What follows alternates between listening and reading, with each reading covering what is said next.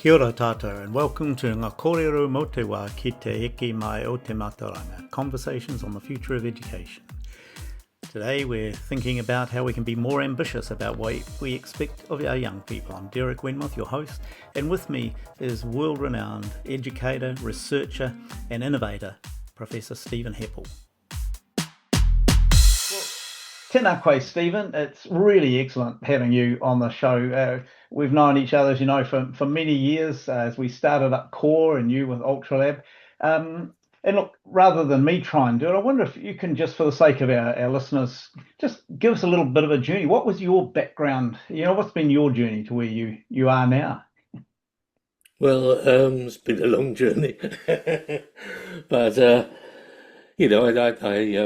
usual university student, and interestingly enough, I didn't much enjoy the degree I was doing, so I went to everybody else's lectures, spent a lot of time, sat in on physics and God knows what else, and ended up with this kind of rather nice polymathic view. I'm interested to see some universities offering polymathic degrees now. Yes.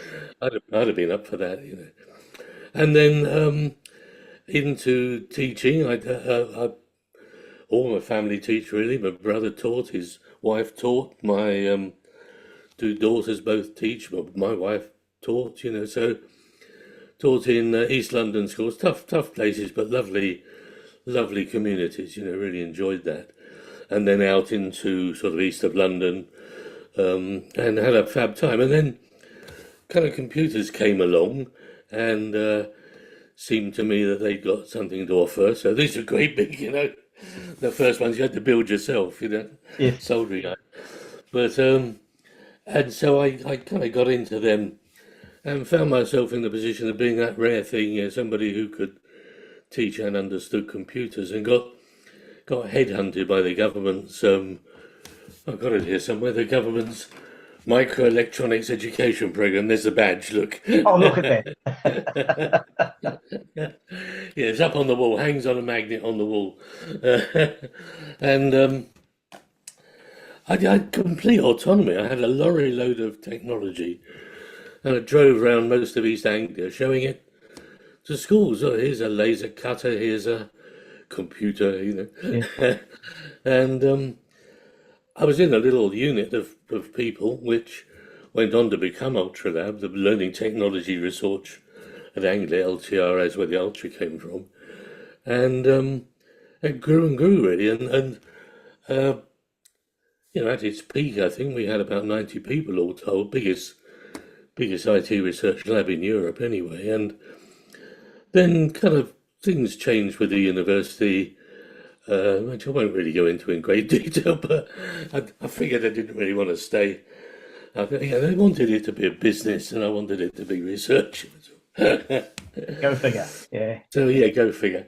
So off I went and worked in multiple universities for a while. I mean, they all wanted me, I think, because they wanted the research outcomes from the papers and things, come and join us, And then I settled a while ago, settled here at UCJC in Madrid, and I've been there for over a decade, long time really, and having the time of my lives. And that's associated with a group of schools I've been lucky enough to work with for a long time, and one of them actually just got voted the best school in Spain. So Wow. they're doing all right, That's good. I wonder, Stephen, can circle back a little bit to the UltraLab, because that's where I got to know you. That's Yeah. over 20 years ago now. And the significance of the L, you've mentioned the technology, and that's been a bit of my own experience as well. But you've been someone who's inspired a great many people around the place with the work you've done, including myself and so forth. But it was that inclusion of learning technologies and research, because it seems to me that that's where a significant amount of your focus and influence has been. And when we talk about the future of education, that seems to be the kernel of it all, yeah? Yeah, well, absolutely. I mean, it kind of, if you look at the history of education, it responds with some big leaps forward to social and economic change. So if you well, you have to go back to 1780s when the church was starting to get a grip, and they wanted everybody to know the Bible. So along came Sunday schools, and then the Industrial Revolution followed again quite a while later. And over here it was the Education Acts around the turn of the century that introduced compulsory primary education because they wanted kids to be able to read and do number, so they could move from agriculture to factories. And that's a huge change. And then, by the way, it was free. I mean, I think the 1870 Act, they had to have primary schools, and then some years later, 1891, I think, they made it free, which was helpful. And then along comes World War II, and people were in very mixed groups. The wealthy found themselves fighting with lads from the East End, Yeah. and they realised that the lads from the East End didn't know much education. They knew a lot, but they knew the wrong stuff. So they thought we'd better have a compulsory secondary education, and our 44 Education Act introduced compulsory secondary education. And then it all goes wrong, Derek, because along comes the next really big leap, which was, I guess, the early 90s. And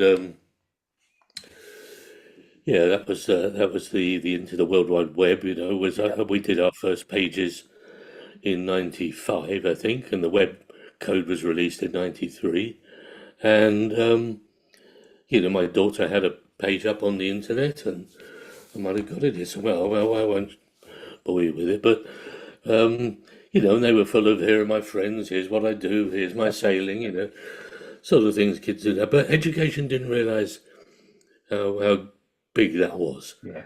and didn't really respond. And at the same time, artificial intelligence was taking. I was doing AI in the 80s, with Prolog on I was Z80 chips and things. Yeah. We had to write, had to program your own chips in those days. And then it was all about expert systems. That was the word I'm looking for. Yeah, and I remember that. we did things like we set up an expert system to help people with their welfare claims in Liverpool. And there was, the knowledge was there, but how did you get people to it? Yeah. Yeah. And the computer did a good job of transmitting the knowledge, but it didn't do much in terms of creating it. That came later with multimedia. And those expert systems were quite quickly followed by machine learning. Folk watching this will remember Garry Kasparov being beaten by Deep Blue. Yeah. But chess is a rule-based system. It's pretty simple. There's just a lot of rules, and a lot of possibilities. And we realised a computer could make choices faster than a person. And that wasn't much response really in terms of schools, but they started to realise that there was a lot of knowledge. Mm. And the thing about machine learning was it said, well, here's loads of stuff. And they went, oh, at that point, politicians reacted by closing down the curriculum. They narrowed it massively. And, over here they were talking about a baccalaureate of, 6 subjects. If you didn't do French, where were you? Kind of stuff. Well, my earphones do French now. And of course, along with that narrowing curriculum came standardized testing. That was when standardized testing really took off, and kids stopped doing nature walks and started doing exams. It was a real change. But it was changing in the wrong direction. It was a defensive change, rather than saying, "Gosh, how is this all going to change our world?" What people said was, "How do we preserve our world and protect it from these changes?" Which is not a million miles away from where we are now. I mean, what we've got, obviously, with large language models and generative AI, we've got a system that actually generates Mm. knowledge, and in a really useful way. I mean, I can't think of a day goes past I'm not Yeah. hugely embedded in using AI to make my any things I do I wouldn't have thought of, which is great. And you've got to be aware, and teachers need to be aware. I did a search. Well, I got DeepSeek to do a search for me. I said, search all the education faculties in the world and find who's offering modules on prompt engineering. Right. Because the one thing you need in the classroom is prompt engineering. You know, you've got to be able to say, look, I want. I was doing a demo the other day for a lot of Spanish teachers, saying, look, you know, I've got a class that's just starting physics. Some of them know a bit of physics already because they've got it from sport. You know, if they do football or sailing or whatever, they do quite a lot of physics. Some of them don't even know how to spell it. And, you know, I need a hook to get them all, oh, yeah, physics, wow, this is cool, you know, get them all started. And then I need some differentiated support for the kids because the ones who know it, I don't want them to be just, you know, minding their time waiting for the others to catch up. I want them all to be moving. And that's probably going to be half a dozen or even a dozen versions of the material going forward. And I haven't got time to prepare all those, obviously, as a teacher. And it would be really handy if you gave me a little test at the end of each unit, you know, and by the way, could you mark the test, you know? And oh, did I mention I've got a bunch of kids from Somalia and Yeah. I need it all in Somalian, you know? And I was doing this for a live audience, you know? And it took seconds, not minutes. It came back with, Yeah. here you go, Chief, you know, here's all the stuff. Where are the kids? You know, let's get started. It's pretty flipping impressive, you It know. is. And, yeah, it allows us to do a lot of things we didn't really anticipate we'd be able to do. But the problem here, Derek, is that if I look at the age of our politicians and your politicians, Mm. which coming up to this big podcast, I thought I'd spend a minute doing, and the youngest three in your cabinet um, were in school right through that compliance era. Yeah. Mm. You know, the exams they did, the teachers, they're well-meaning, all teachers are lovely, you know. Their well-meaning teachers said, I hope there's no surprises on this exam paper. Yeah. And I thought, what the hell does that prepare anybody for, you know? And then, bosh, you know, you go out of the door and there's a world full of surprises, you know. Well, I wasn't expecting this, you Yeah. know. There's, it's been utterly bonkers. I And, think just listening to what you're saying, if you know, I'm interrupting. I was listening to a documentary here in New Zealand just earlier today that was looking at how New Zealand rates globally in terms of innovation and R&D. And since that 1990s time, we've fallen from leading in the world, we were considered one, to right now where our investment is about a quarter of the OECD average, if I remember the data yeah, right. And I yeah, think yeah.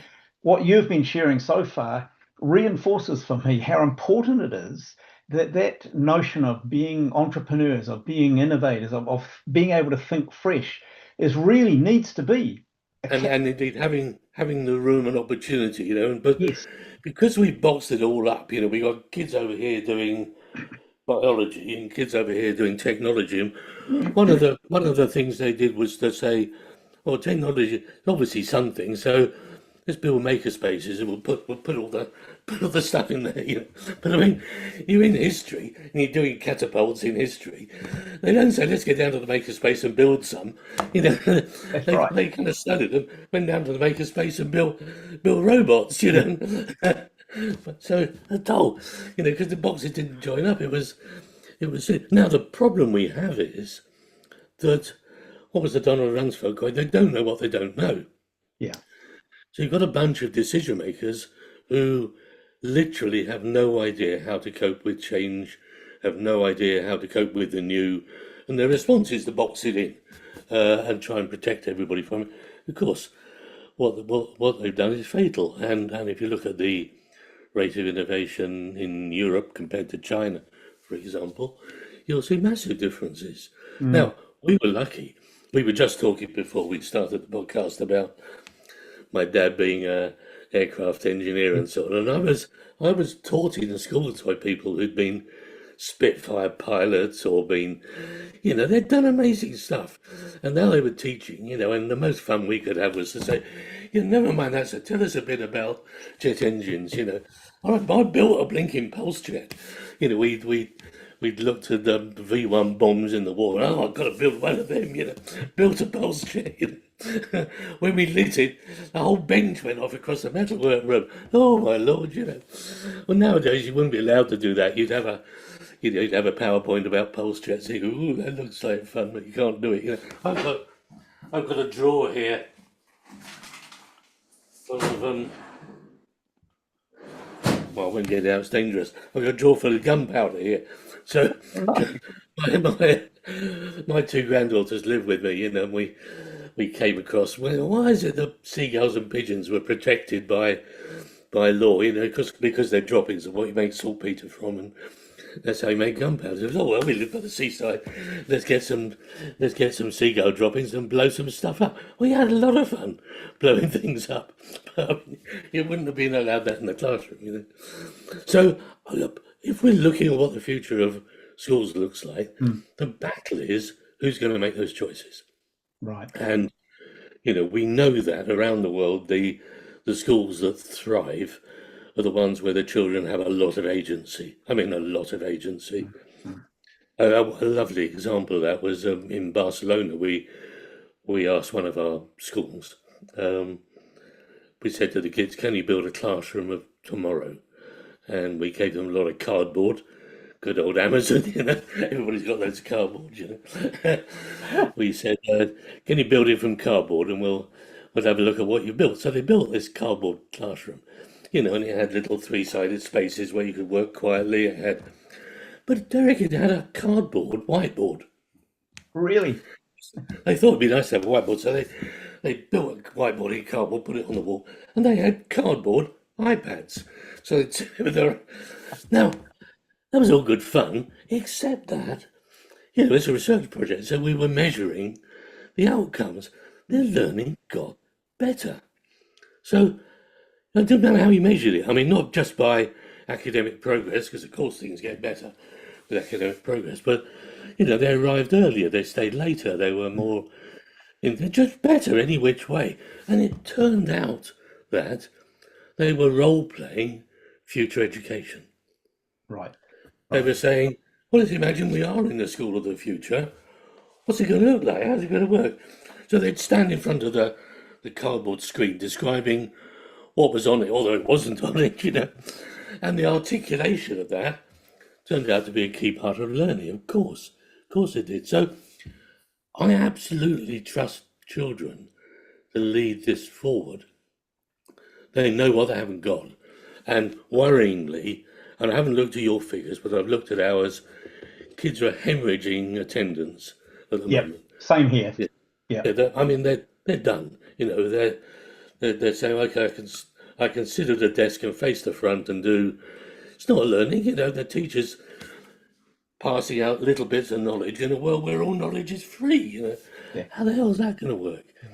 And they've called the bluff on all this, and they turn up because they're good kids, but they don't want to turn up every day, and they're going to take at least a day off a fortnight over here. That's pretty common, and so on. So I've got a bit of a cold. I'm in England.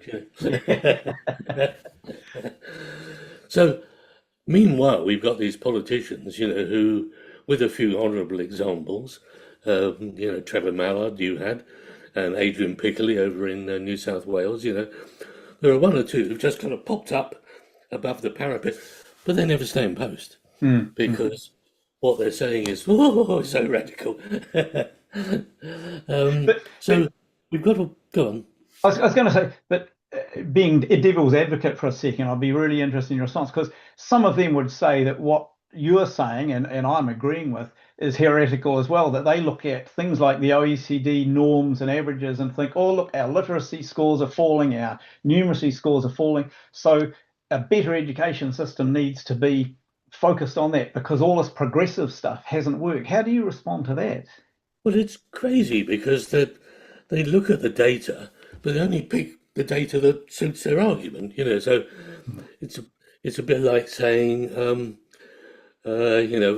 how good was this meal in my 2-star Michelin restaurant, and I'm going to judge that by how long people held their knives and forks Right. for. We know with PISA, for example, that we moved up in Pisa a bit, and you had one of our ex-ministers, Nick Gibb, out there the other day, who's was a disaster for us. It was a catastrophe. He ought to be in prison, But he would point at the PISA data and say, but the PISA data he didn't point at was the stuff that said our children are now the least happy, the least satisfied, the Mm. whole of the OECD. So, you can't just point it out. And there's a lovely bit of OECD data that shows a trend line, and it maps children's academic progress measured by exam scores Mhm. against their likelihood of following that subject professionally after school. Oh, And yeah. it's almost a straight flipping line. The ones who've done really well in terms of their exam results, as you've just described, don't then go out and say, great, I'm going to be a physicist, take me to the lab. They say, Jesus, enough of that, I'm going to do watercolours, just go off and do something else. Right. And the ones who are, if you look at, say, Brazil, who's pretty poor in terms of their science outcomes, but you look at them and look at their illegal drugs industry, and it's full of chemical geniuses, I mean, doing the wrong thing, never even smoked a cigarette, me, but they're clearly making a lot of money, and we haven't measured everything, and that's the problem. Yeah. But the kids do measure everything. You say to kids, well, but if you work really hard and do blah blah blah blah, you get an A star. They'll say, yeah, no thanks, I'm going to go out and do some work outside. Really interestingly, if you look at people who excel of an age, a relatively young age, they almost all report a dreadful school experience, and they ran away from it. Yeah. It doesn't matter whether it's sort of Richard Branson on down, their response. Now, I guess none of this is really new. I mean, if you go back 300 years, girls weren't allowed to read books because it might turn their pretty little heads, away from being good housewives, but some of those didn't stop them inventing computers and all the other wonderful things Exactly. that we have done in our history. But they were the exceptions. They were the ones who kind of escaped the straitjacket. The problem here is education hasn't responded to the world we're now living in. And I do not believe there's a job in New Zealand for a compliant kid anymore. Right. So, If you turned up for you, an interview and said, you tell me what I've got to do, I'll do exactly that. They'd say, next, It's yeah, really that simple. yeah. So So, we've got to change it.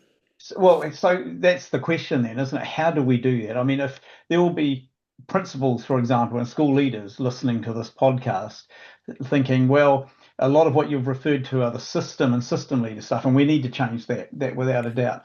But what could I do in my school? What changes do I need to emphasize or give focus to? Well, the kind of the here and now answer is get everything out of the boxes. And, a simple example would be, numeracy, instead of going to the maths classroom and doing maths and then the bell rings and you do something else, fill the school with number. I'm thinking about the work we did at Mark Oliphant, where there were numbers on the buildings. You could see that building's 5 meters tall. It's from here to the other side of the school is, 1,000 meters. Every room number was a puzzle. Room 9 was the square root of 81. It Yeah, was just fabulous, the whole thing. The staircase in my house here with two young girls living with me, grandchildren lived all their life here. The stairs are prime numbers. So as you walk up the stairs, all numbers are prime. They took up the carpet right on the stairs, And they boy, do they know their prime numbers, but that raised an inquiry about it with, I wonder if prime numbers are random or not, and straight into postgraduate maths at that point, yeah, So get everything out of his boxes is a big one. It's a really big one, and we did a thing in the 90s of asking kids what their best, well, actually asking people what their best learning experience had been. We did it twice with 1,000 people in each one, and it was unashamedly constructivist model of learning. It was yeah, we'd do stuff, We do it with others. We have an audience for what we're doing, um, and so on. But the three takeaways right at the end of the 10 were we want our teachers to be eccentric. We want them to be crazy, passionate about poetry. We want them to blow things up. That's and funny enough, the eldest granddaughter has just started secondary school, and she came back the end of the first week, and they'd blown something up. And she's been, she just got a merit. Just got a merit in assembly, a badge, for Ah, physics. Because straight in, bang, oh, I'm in for this. So you've got to put the eccentricity back into it in some way. I've even seen schools where they have staff dress codes.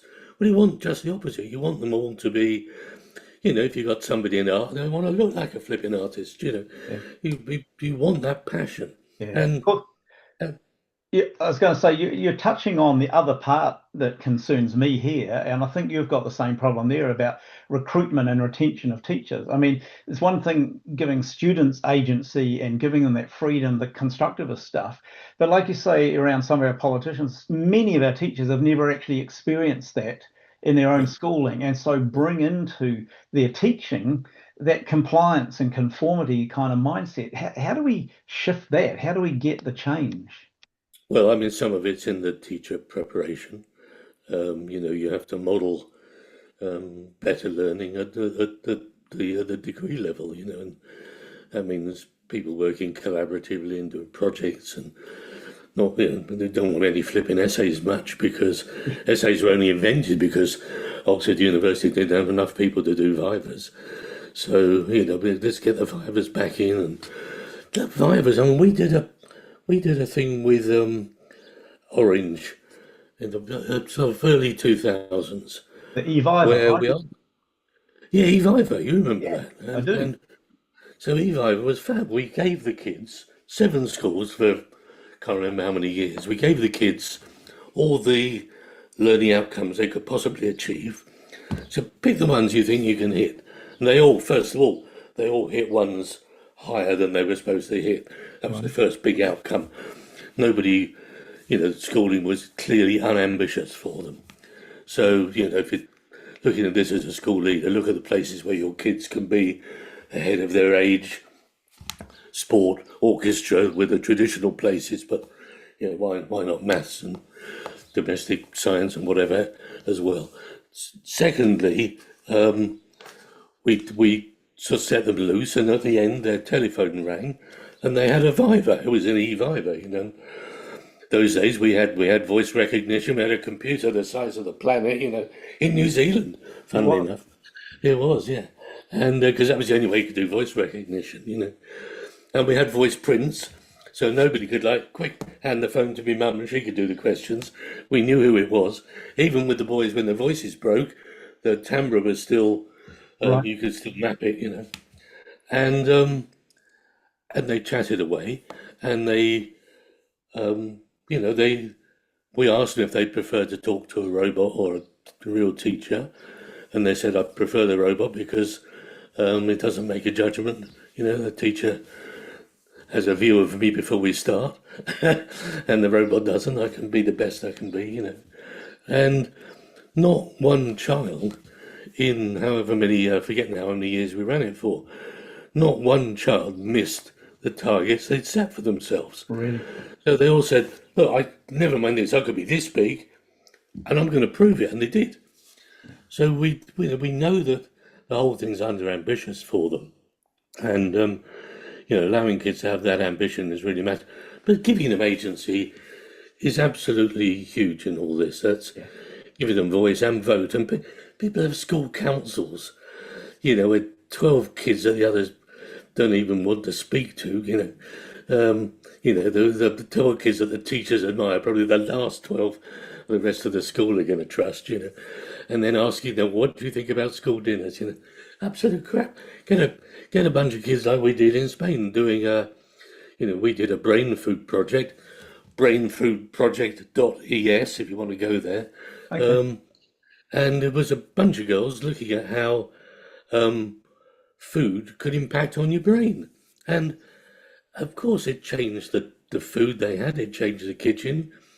The first meeting we had with the dinner ladies, they were all ladies, they all kind of rocked up and they'd come straight from the kitchen from serving food for 800 kids, you know. It was a custard and gravy, you can imagine, you know, or paella actually. And we told them that the food they were serving impacted quite significantly on the brains of the kids around them, and we showed them how, showed them the numbers and the evidence. Second meeting, they turned up in starched white coats, all carrying a clipboard. So they'd gone from being dinner ladies to being nutrition researchers in one meeting. Wow. And it happened because we gave them agency. Yeah. So a key thing for a school leader is asking everybody for that agency. You know, the woman on the crossing, the caretaker, you know, they've all got a role in this. Yeah. You know, if you explain to the caretaker that when you flush the toilets, you get hygroscopic, well, you get little aerosol droplets come from the toilet. They go about 5 meters. So the toilets are particularly dangerous for COVID. You explain all that, and I'll tell you what, within a fortnight, there'll be a lid on every toilet in the school, you know, because they want to be part of it. But because we compartmentalised it, you know, I remember when I was in university, I got in, chap came up to our toilet, and he was the guy who changed the sanitary bins, you know, in the women's, you know, and he was really upset because somebody had told him to get out of the lift because the lift was for academics. So they were expecting him to carry the sanitary bins up and down the stairs because it was like, and you can imagine our response. Oh, But indeed. kind of that's what we've done. We've compartmentalised all of it and give everybody a voice, including, by the way, parents. So two things with parents that were really powerful. You can't do this without parents. If they're not on board, if they don't have respect for education, you're dead in the water. Two really interesting bits of research. One, we were giving out to a new school down on the south coast, which some years on, my middle daughter, by the way, is now head teacher there. So funny old world, you know. But those days we gave everybody a Chromebook. Remember, Chromebooks were like, oh wow, they're pretty good. Well, they weren't bad, and we were worried that it's a very, very poor area. A lot of families have moved there to be near the prison because the males in the prison, they want to be nearby. So it was just a tough place. A lovely community, but you know it's hard community. And we were worried that giving the kids Chromebooks would put a kind of barrier between them and the parents. You know, I'm connected to all the knowledge in the world. You can barely read and write, you know. So we put a full-time PhD student, did a properly ethnographic study of just being amongst them for 3 years.